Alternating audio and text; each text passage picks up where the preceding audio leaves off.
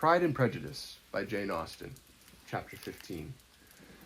Mr. Collins was not a sensible man, and the deficiency of nature had been but little assisted by education or society, the greatest part of his life having been spent under the guidance of an illiterate and miserly father. And though he belonged to one of the universities, he had merely kept the necessary terms without forming at it any useful acquaintance. The subjection in which his father had brought him up had given him originally great humility of manner, but it was now a good deal counteracted by the self-conceit of a weak head, living in retirement, and the consequential feelings of early and unexpected prosperity. A fortunate chance had recommended him to Lady Catherine de Bourgh when the living of Hunsford was vacant, and the respect which he felt for her high rank, and his veneration for her as his patroness, mingling with a very good opinion of himself, of his authority as a clergyman, and his rights as a rector, made him altogether a mixture of pride and obsequiousness, self-importance and humility. Having now a good house and a very sufficient income, he intended to marry, and in seeking a reconciliation with the Longbourn family, he had a wife in view, as he meant to choose one of the daughters, if he found them as handsome and amiable as they were represented by common report. This was his plan of amends, of atonement, for inheriting their father's estate, and he thought it an excellent one, full of eligibility and suitableness, and excessively generous and disinterested on his own part. His plan did not vary on seeing them. Miss Bennet's lovely face confirmed his views, and established all his strictest notions of what was due to seniority, and for the first evening she was his settled choice. The next morning, however, made an alteration, for in a quarter of an hour's tete-a-tete with Mrs. Bennet before breakfast, a conversation beginning with his parsonage house, and leading naturally to the avowal of his hopes that a mistress for it might be found at Longbourn, produced from her, amid very complacent smiles and general encouragement, a caution against the very Jane he had fixed on. As to her younger daughters, she could not take upon her to say. She could not positively answer, but she did not know of any prepossession. Her eldest daughter, she must just mention, she felt it incumbent on her to hint, was likely to be very soon engaged. Mr. Collins had only changed from Jane to Elizabeth, and it was soon done. Done while Mrs. Bennet was stirring the fire. Elizabeth, equally next to Jane in birth and beauty, succeeded her, of course. Mrs. Bennet treasured up the hint, and trusted that she might soon have 2 daughters married, and the man whom she could not bear to speak of the day before was now high in her good graces. Lydia's intention of walking to Meryton was not forgotten.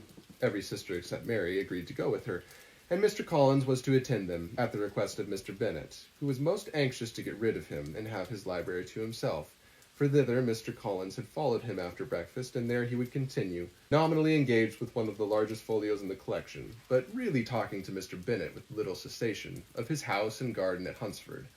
Such doings discomposed Mr. Bennet exceedingly. In his library he had been always sure of leisure and tranquillity, and though prepared, as he told Elizabeth, to meet with folly and conceit in every other room in the house, he was used to be free from them there. His civility, therefore, was most prompt in inviting Mr. Collins to join his daughters in their walk, and Mr. Collins, being in fact much better fitted for a walker than a reader, was extremely well pleased to close his large book and go. In pompous nothings on his side, and civil assents on that of his cousins, their time passed till they entered Meryton. The attention of the younger ones was then no longer to be gained by him. Their eyes were immediately wandering up in the street in quest of the officers, and nothing less than a very smart bonnet indeed, or a really new muslin in a shop window, could recall them. But the attention of every lady was soon caught by a young man whom they had never seen before, of most gentlemanlike appearance, walking with an officer on the other side of the way. The officer was the very Mr. Denny, concerning whose return from London Lydia came to inquire, and he bowed as they passed. All were struck with the stranger's air. All wondered who he could be, and Kitty and Lydia, determined if possible to find out, led the way across the street, under pretense of wanting something in an opposite shop, and fortunately had just gained the pavement when the 2 gentlemen turning back had reached the same spot. Mr. Denny addressed them directly, and entreated permission to introduce his friend, Mr. Wickham, who had returned with him the day before from town, and he was happy to say had accepted a commission in their corps. This was exactly as it should be, for the young man wanted only regimentals to make him completely charming. His appearance was greatly in his favor. He had all the best part of beauty, a fine countenance, a good figure, and very pleasing address. The introduction was followed up on his side by a happy readiness of conversation, a readiness at the same time perfectly correct and unassuming, and the whole party were still standing and talking together very agreeably when the sound of horses drew their notice, and Darcy and Bingley were seen riding down the street. On distinguishing the ladies of the group, the 2 gentlemen came directly towards them, and began the usual civilities. Bingley was the principal spokesman, and Miss Bennet the principal object. He was then, he said, on his way to Longbourn on purpose to inquire after her. Mr. Darcy corroborated it with a bow, and was beginning to determine not to fix his eyes on Elizabeth, when they were suddenly arrested by the sight of the stranger, and Elizabeth, happening to see the countenance of both as they looked at each other, was all astonishment at the effect of the meeting. Both changed color. One looked white, the other red. Mr. Wickham, after a few moments, touched his hat, a salutation which Mr. Darcy just deigned to return. What could be the meaning of it? It was impossible to imagine. It was impossible not to long to know. In another minute, Mr. Bingley, but without seeming to have noticed what passed, took leave and rode on with his friend. Mr. Denny and Mr. Wickham walked with the young ladies to the door of Mr. Phillips's house, and then made their bows, in spite of Miss Lydia's pressing entreaties that they would come in, and even in spite of Mrs. Phillips's throwing open the parlor window and loudly seconding the invitation. Mrs. Phillips was always glad to see her nieces, and the two eldest, from their recent absence, were particularly welcome, and she was eagerly expressing her surprise at their son return home, which, as their own carriage had not fetched them, she should have known nothing about if she had not happened to see Mr. Jones's shop-boy in the street, who had told her that they were not to send any more daughters to Netherfield because the Miss Bennets were come away, when her civility was claimed towards Mr. Collins by James's introduction of him.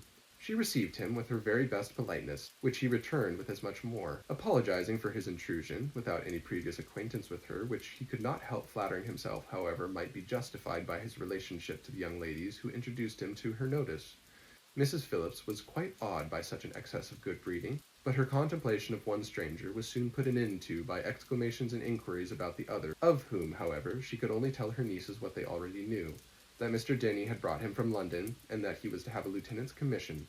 She had been watching him the last hour, she said, as he walked up and down the street, and had Mr. Wickham appeared, Kitty and Lydia would certainly have continued the occupation.